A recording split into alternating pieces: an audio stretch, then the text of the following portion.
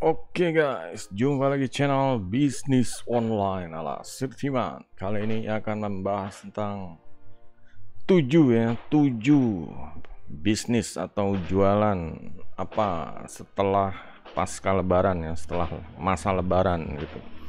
Jadi kita tahu kalau lebaran ini ya udah sekarang udah lewat ya, lebaran kedua besok udah lewat gitu. Nah, di sini ini peluang emas. Mungkin ada yang apa ya? Ada yang lebaran itu tadinya jual kue, tiba-tiba ya lebarannya udah lewat ya harus jual apa lagi nih gitu. Harus ganti banting setir gitu. Nggak mungkin jualan kue lagi kan musimnya udah lewat. Nah, di sini ada beberapa ide ya, ide yang bisa dicoba gitu untuk jualan. Di sini Sirtiman mau kasih gambaran aja deh gitu. Karena setelah lebaran biasanya tuh umumnya orang-orang pada libur, pada mudik. Nah, disinilah kesempatan saat mereka istilahnya balik ke kota gitu atau balik ke rumahnya lagi setelah dari kampung halaman. Ini kesempatan ya guys. Juga yang nggak mudik juga ada peluangnya. Di sini bisa kita lihat. Biasanya sih yang nggak mudik kan jalan-jalan ya. Jalan-jalan sama keluarga ke mall, ke kebun raya, ke taman Taman Marga Satwa semacam itu. Nah, ini kesempatan untuk cari cuan gitu. Bisnis tetap harus jalan terus. Oke, yang pertama kita adalah jasa cuci kendaraan. Seperti kita tahu ya guys, banyak orang mudik naik mobil ke kampung, ke Jawa, ke Sumatera. Nah, setelah balik lagi itu pasti banyak kendaraan-kendaraan ini akan kotor. Kotornya benar-benar debu yang ini ya, kalau trek-trek jauh misalnya motor dari Jakarta ke Solo atau malah ke Jawa Timur, nah itu debunya akan kotor sekali. Kalau mereka nyuci di ya misalnya di tengah jalan itu tanggung, itu kebanyakan gas terus nyucinya di dekat rumah seperti itu. Nah, ini kesempatan untuk yang mau buka jasa cuci kendaraan atau steam ya, steam beli steam gitu, beli mesin steam atau kerjasama sama yang punya steam. Di sini gue bawain orang, kalau pakai kupon gue nanti komisi seperti itu. Manfaatin yang ada, bisa juga untuk mobil dan motor juga. Mungkin ada ya, nyuci kandang gitu ya, untuk binatang juga itu perlu. Kadang setelah tinggal ke kampung ya kandangnya kotor, binatangnya mungkin ada dititipin orang gitu, cuma ya mungkin nggak paham masalah kebersihannya gitu.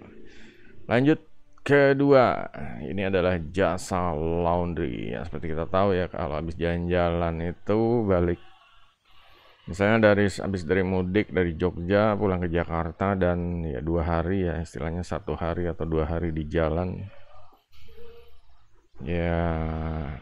Ya kadang apa, baju-baju itu kena debu ya, debunya itu memang debu jalanan, banyak mobil banyak motor ya, jadinya ya belum jalan-jalan di misalnya di Jogjanya tuh karena ya mungkin waktunya sebentar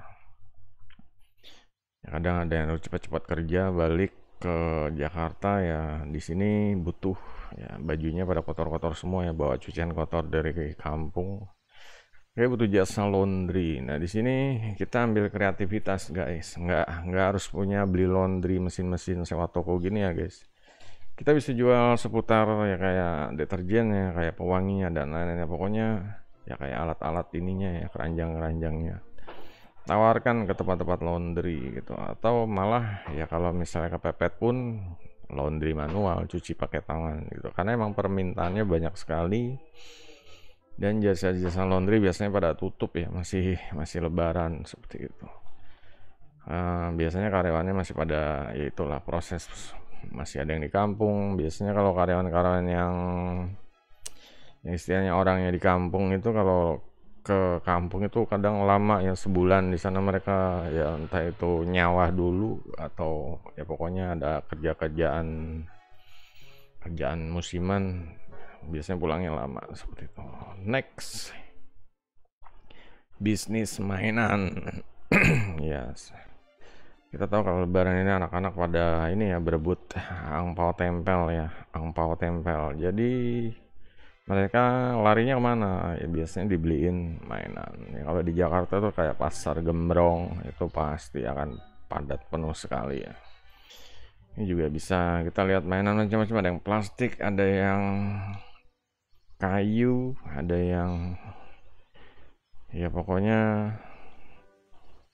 bisa bisa dicek ya. Dulu sempat musim lato-lato, cuma sekarang bisa dicek yang trennya yang laku yang mana gitu. Silahkan dikepoin aja, jalan-jalan ke pasar Gembrong, lihat-lihat, oh ya ini laku. Kalau belanja di sana murah, bisa dijual lagi grosir ya, bisa jual lagi di daerah-daerah dekat-dekat rumah. Tuh, tawarin toko-toko mainan jadi supplier. Ya istilahnya nyalo dulu lah gitu. Nanti ya kalau orang yang udah percaya, udah kenal kan bisa. Oke, dia yang belanja apa? Kita yang belanja, tuh dia tinggal duduk anteng. Nanti barang diantar seperti itu. Oke, next adalah bisnis hewan kurban. Ya biasanya kalau udah lebaran, bentar lagi akan lebaran hajinya gitu. Nah, di sini kita harus siap-siapin ya. Banyak permintaan kambing atau sapi ya, makanya kita bisa mulai dari sekarang beli kecil, kasih makan biar gede, jual lagi seperti itu. Ini nggak usah ini bisnis bener-bener bisnis yang apa sih, yang udah tradisional lah, udah benar-benar aman gitu ya, aman dari kerugian ya, kecuali kalau ya nggak kayak ayam ya.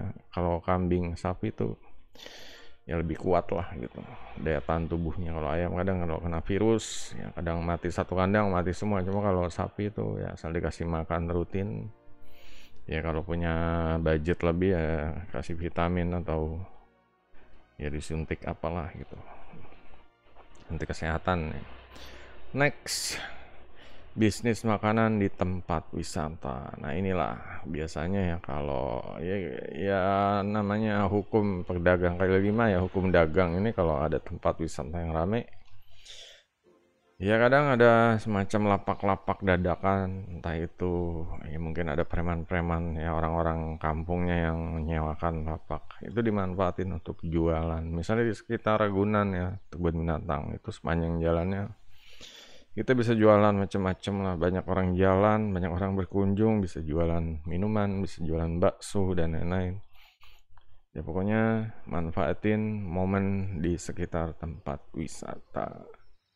Ya atau juga bisa di taman-taman ya, taman-taman kalau misalnya ya persaingan di tempat wisata yang gede-gede itu ya, apa ketat, ya udah ke taman-taman aja. Banyak taman-taman ya, kalau di sekitar Depok ada Taman Gurame, pokoknya taman-taman yang rame akan tukang dagang deh, bisa jualan di situ. Next adalah bisnis makanan sehat ya. Seperti kita tahu ya, kalau lebaran ini kadang apa ya, banyak orang itu yang ya puasa, tapi setelah puasa mereka makan yang manis-manis, kadang berlebihan, korma atau gula, kolak, pisang, kayak gitu-gitu. Itu sebenarnya banyak apa sih ya, banyak kolesterolnya atau banyak ya pokoknya yang bikin darah tinggi, atau banyak yang bikin penyebab penyakit lah, itu penyakit dalam ya. Di sini ya mungkin orang akan merasa, oh kok sekarang badannya jadi nggak enakan ya, ini saat yang tepat untuk menjual makanan sehat. Bisa berupa salad, tomat, dan ini kayak ya pecel atau ya pokoknya salad-salad dan makanan-makanan yang sehatnya, telur, ada sayur 4 sehat 5 sempurna lah. Jadi mengurangi minyak ya, mungkin yang bakar-bakar atau yang panggang-panggang seperti itu. Mengurangi minyak, mengurangi kolesterol yang manis-manis juga gitu. Oke, jadi ini layak dicoba. Cari ide makanan apa ya, coba aja tes pasar dulu ya, cari pelanggan. Lanjut, terakhir ini adalah pelangsing dan penurun berat badan. Nah ini siapa bilang puasa itu banyak orang pada langsing, yang ada justru banyak yang pada gendut gitu. Biasanya habis puasa buka pada balas dendam ya guys. Malamnya kadang makannya ditumpuk, bisa 3-4 kali, tambah sahur lagi, jadinya bisa 5 kali gitu, nggak terasa ya. Akhirnya setelah lebaran badannya meledak itu, bukannya kurus puasa malah meledak ya, soalnya makannya itu ya, jam-jamnya itu jam-jam malam, itu jam-jam yang kurang sehat sebenarnya. Untuk yang paham akan ya, diet dan melangsingkan tubuh ya, ini saatnya untuk menormalkan ya berat badan, atau ya pokoknya ngurangin lipatan-lipatan perut, lipatan di perut lah, biar lebih badannya lebih enteng, lebih enak jalan juga, lebih pede gitu. Soalnya kalau main TikTok kan ya itulah, kalau badannya gemuk nanti ada yang komplain bilang, oh itu pipinya tambah tembem, langsung jadi malu gitu, minder. Oke, jadi itu aja guys, ide-ide 7 ide tentang bisnis setelah lebaran ya guys. Silahkan dicoba, dan juga yang jelas harus berani ya guys, namanya jualan itu harus berani gitu. Kita tahu namanya bisnis, ada yang bisnis ya yang konstan ya, yang konstan, ada juga yang musiman gitu ya, seperti ini. Makanya kalau ya kadang kita juga harus berani, kalau musiman ya kita benar-benar mikirin kapan mulai, kapan selesai gitu. Dan juga kalau bisnis yang misalnya bisnis yang biasa ya, reguler, itu yang konstan, mau jualan ini aja, fokus di sini, itu juga bisa dilakuin. Jadi bisa cari 2 sumber pendapatan, asal bisa membagi waktu dan manajemennya, seperti itu. Oke guys, kalau ada yang mau ditanya atau ada ide lagi, tambahan ide bisnis, silahkan di komentar. Sampai jumpa video berikutnya. Goodbye.